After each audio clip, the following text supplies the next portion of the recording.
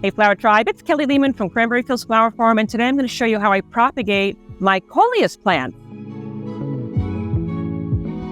So let's dive right in. So here it is. We're in August right now in my New Jersey Planting Hardiness Zone 6 flower farm, and this is what one of my Coleus plants looks like. I have it in this cute little bicycle planter, and what I'm looking for is a stem that's green.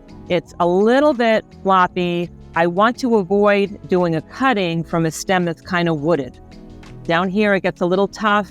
It actually looks like it's turning into a bit of like a woody stem. So I don't want to take a cutting from those really, really tough stems. I'm looking to take a cutting from more of like these floppier, greener stems that are up here. And this guy actually looks even better. So this is I'm going to do this one.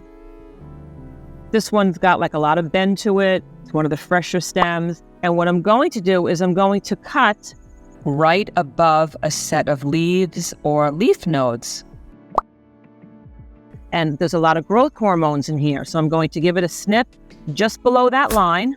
And what's going to happen with the rest of this stem over here that I left behind is that this is now going to encourage the rest of these leaves to grow and become bushier. And I'm actually going to just cut out like this middle stem even more here because they don't need that little nub.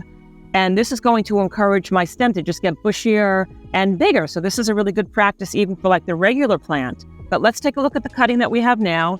So this is what it looks like. What I'm going to do is remove these lower stems. I'm going to give it a snip. I'm going to give it a snip.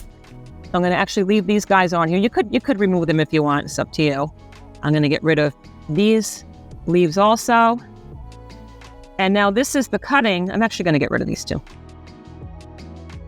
And now this is the cutting that I have to work with. And I'm going to show you what I do with this. The next step is to take that stem that you had and to place it in some fresh water.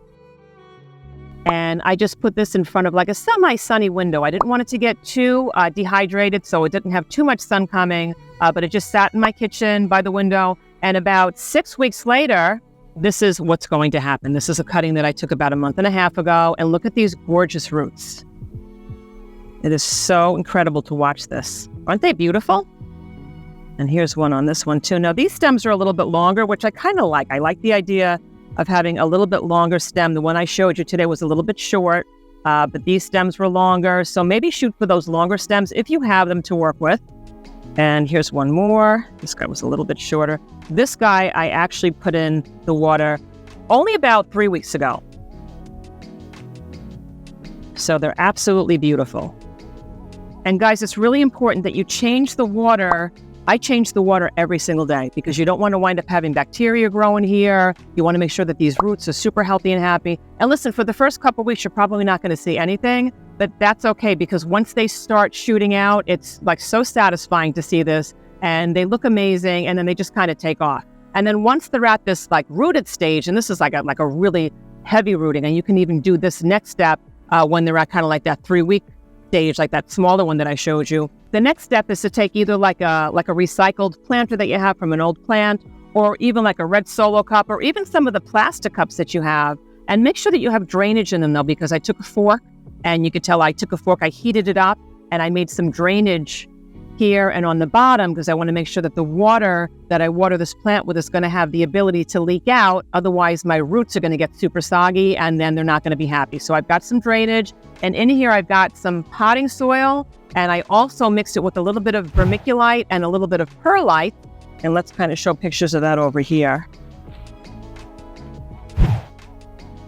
So perlite looks kind of like this. It helps to keep the moisture inside. It's also like a looser planting medium for roots that are just starting out. And the same thing with vermiculite. It keeps the soil nice and loosey-goosey so it's not packed too tight together. And then just a little potting mix. So I have those three mixed in here together. And guys, I will put links to all these in descriptions below in case you want to buy them at Amazon. But know that most of your local nurseries also carry these products. And so I have them in here. And I'm going to take one of these that already have their roots, one of the larger ones. I'm going to make sure that these roots are nice and hanging long. Sometimes when you put them in, like a smaller glass, sometimes the roots wind up growing around, and that's going to wind up making the plant root bound. And it's going to encourage that plant to continue growing roots around the plant, which you don't want. You want those plants to spread out in the soil. So give it like a little zhuzh here. little spreading out. And then I'm going to plant it. I only have this cup about a third of the way filled. I'm going to put it right in here, once again, to ensure that those roots spread out. And then I'm going to add just a little bit of all three of these. A little vermiculite, a little soil, a little perlite, make a whole little pie in here. Okay, I'm going to make sure this is more in the middle of the cup. And then I'm going to water it in. Voila, now you have a brand new plant.